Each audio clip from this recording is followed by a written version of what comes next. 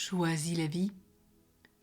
Que penses-tu de ta vie affective, sentimentale, conjugale ?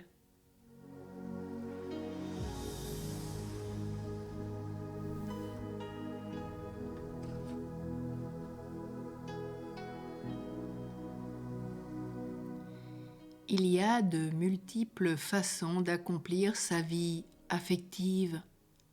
Tu peux par exemple développer un réseau de relations dans lequel tu t'épanouis grâce aux affinités que tu partages avec tes amis.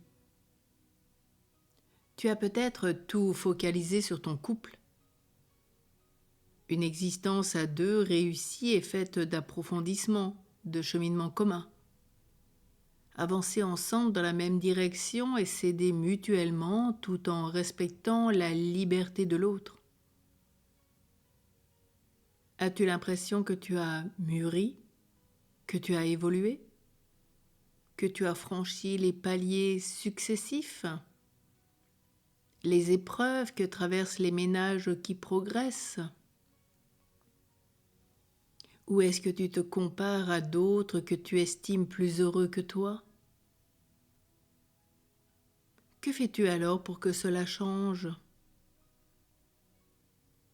Si tu n'as pas connu de vie sentimentale et que tu la regrettes, si tu continues à rêver à la vie de couple, te donnes-tu les moyens de la réaliser en fréquentant une association sportive, une école de musique, un groupe artistique, un groupe de marche, de prière,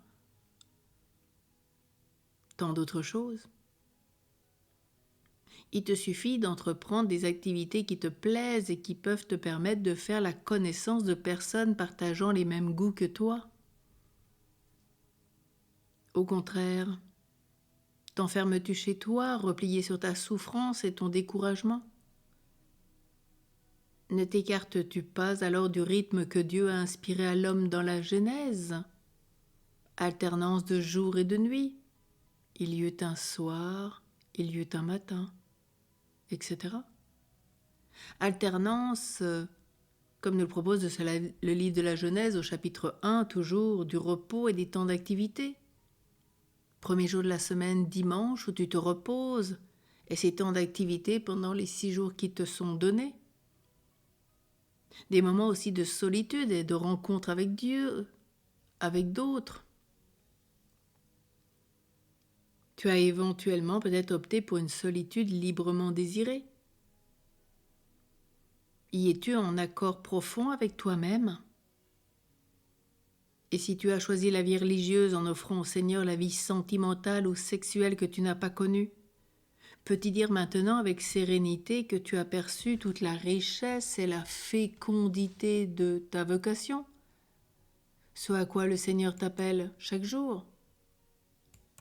Alors si tu es célibataire aujourd'hui, tu peux peut-être prier Saint Faustin, qui est le patron des célibataires. Peut-être aussi peux-tu invoquer Sainte Catherine d'Alexandrie, que l'on invoque le 25 novembre, surtout pour les filles aux Catherinettes, qui n'ont encore pas fait le choix du mariage. Ou une Sainte Emmeline, qui est la patronne des femmes célibataires, un Saint Guidon. Bien sûr avec le Saint-Archange Raphaël, Sainte Anne, et particulièrement le bienheureux Frédéric Ozanam.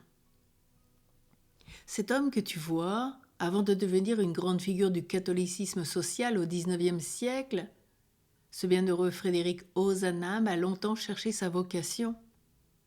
Il priait le Seigneur pour qu'il dévoile sa volonté. En quête de sa propre voie, il a rédigé une prière pour les célibataires, à la recherche de l'âme sœur. Et Dieu a entendu ses prières, la réponse à ses questions est venue suite à sa rencontre avec une jeune fille, Amélie Sous-la-Croix. Aujourd'hui, beaucoup de nombreux célibataires espèrent trouver leur âme sœur, former un couple aussi inspirant que celui des époux Ozanam, qui ont cette grâce, ont vécu dans ce chemin de sainteté.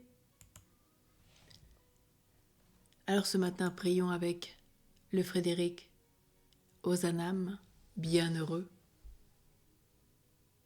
Je sens en moi se faire un grand vide que ne remplissent ni l'amitié ni l'étude.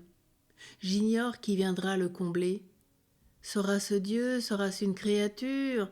Si c'est une créature, je prie qu'elle ne se présente que quand je m'en rendrai digne. Je prie qu'elle apporte avec elle ce qu'il faudra de charme extérieur pour qu'elle ne laisse plus place à aucun regret. Mais je prie aussi, surtout, qu'elle vienne avec une âme excellente, qu'elle apporte une grande vertu, qu'elle vaille beaucoup mieux que moi, qu'elle m'attire en haut, qu'elle ne me fasse pas descendre, qu'elle soit généreuse parce que souvent je suis pusillanime, qu'elle soit fervente parce que je suis tiède dans les choses de Dieu, qu'elle soit compatissante enfin, pour que je n'aie pas à rougir devant elle de mon infériorité. Ne m'abandonne pas, Seigneur, fais que je sois aimé. Tu le sais, tu n'es pas seulement de la douceur, c'est pas seulement cette tendresse que je cherche dans l'amour, c'est le mépris de toute bassesse, c'est la force de combattre pour le bien, pour le vrai. Oh, bienheureux Frédéric Ozanam, avec ta chère et sainte épouse, Amélie sous la croix. Conduisez aujourd'hui tous ceux qui ont une vie développée dans leur couple afin qu'ils la vivent bien. Que tous ceux qui n'ont pas trouvé l'âme sœur puissent revivre cette prière comme le bienheureux Frédéric Ozanam l'exprimait. Vous avez vu les attentes qu'il a de sa future épouse. Et si tu t'enfermes dans ta souffrance, revis le livre de la Genèse. Ouvre-toi à ce sein, il pourra t'aider. Et si tu as choisi ce célibat, vis le bien. Alors aujourd'hui, choisis ce qui est juste et bon pour toi. Que ce soit le sacerdoce, la vie religieuse, la vie en couple, la vie du célibat.